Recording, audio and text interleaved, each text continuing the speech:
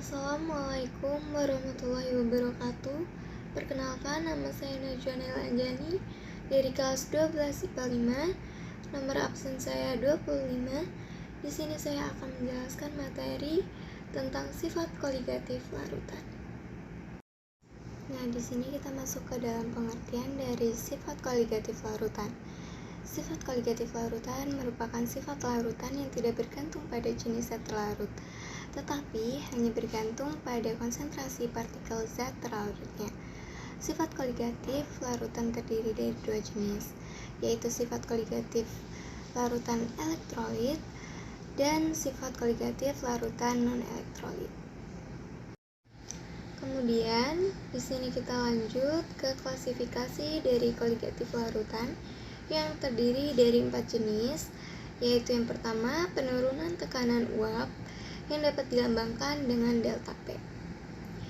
Kemudian yang kedua yaitu kenaikan titik didih yang dapat dilambangkan dengan delta TB dan dapat dirumuskan dengan delta TB sama dengan TB dikurang TB derajat.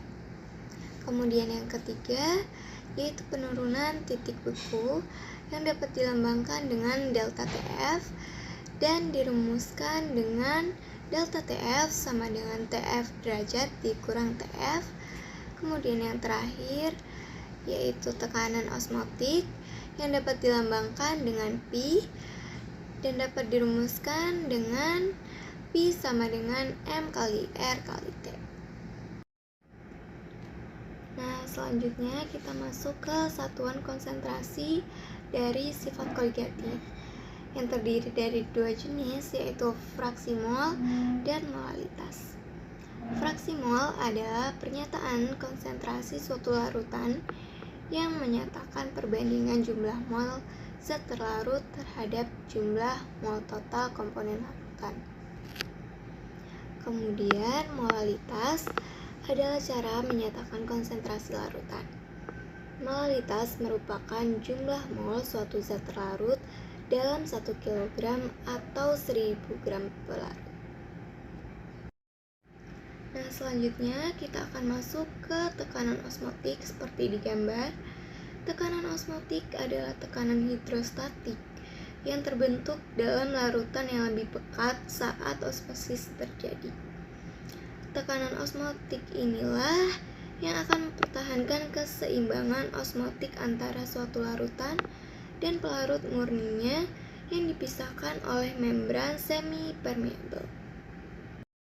Nah, kemudian di sini kita akan mempelajari rumus untuk menghitung tekanan osmotik dengan menggunakan rumus M kali R kali T kali I, di mana P merupakan tekanan osmotik larutan, M adalah molaritas, R adalah konstanta gas, T adalah suhu mutlak, dan I adalah faktor Van Hoff.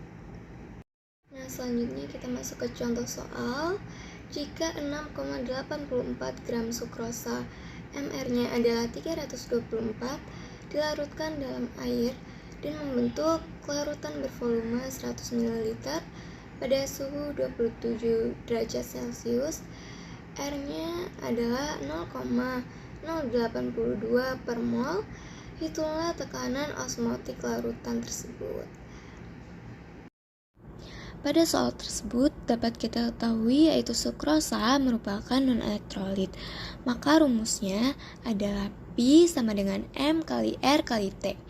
P merupakan tekanan osmosis, M merupakan molaritas, R merupakan tetapan gas yaitu 0,082 dan T merupakan suhu dalam Kelvin. Maka rumus molaritas yaitu M sama dengan massa zat terlarut dibagi MR dikali 1000 per volume larutan. Nah, kemudian kita masukkan angkanya. Massa zat terlarutnya yaitu 6,84 per 324 dikali 1000 per volume larutannya yaitu 100 dikali 0,082 dikali 300, maka kita mendapatkan hasil yaitu 5,2 atm. sekian penjelasan materi mengenai sifat koligatif larutan yang dapat saya sampaikan. Kurang lebihnya mohon maaf. Terima kasih. Wassalamualaikum warahmatullahi wabarakatuh.